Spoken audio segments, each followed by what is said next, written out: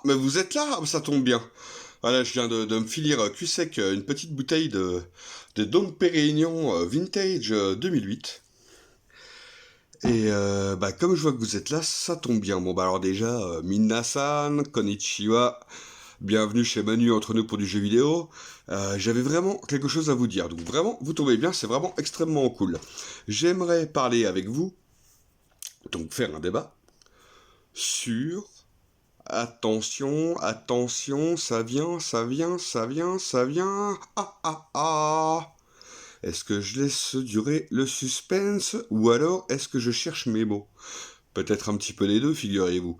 Donc j'aimerais lancer un débat sur les capacités des collectionneurs à faire des achats, c'est-à-dire le domaine, euh, enfin les domaines socio-économiques et les domaines socio-culturels de chaque collectionneur. Hein, donc un grand débat où vous parlerez tous de vos moyens, un petit peu du budget consacré à la collection. Et aussi, pendant votre adolescence, est-ce que vous étiez du genre à dire oui, maman, je ne veux que du Fanta importé du Japon, sinon je ne le bois pas, je vais pas m'amuser à prendre du Fanta orange chez Monoprix comme tout le monde. Ou alors, quand vous aviez un verre de Fanta, une fois par mois, vous étiez bien content.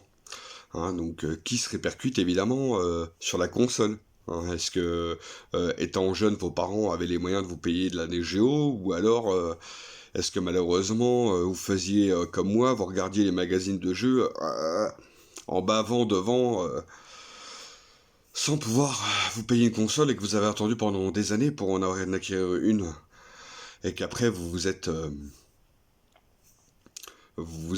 comment je pourrais dire, vous vous êtes vengé en acquérant une grande collection, mais est-ce que c'était une grande collection de cash pour essayer de payer un petit peu les jeux moins chers? Est-ce que c'était une collection de vide-grenier à la bonne époque? Vous savez, la bonne époque où on pouvait trouver des Saturn à 5 euros, la bonne époque où vous trouviez de la Mega Drive à 2 euros, ou, ou alors aujourd'hui où les gens se battent pour acquérir un titre Wii U à 10 euros.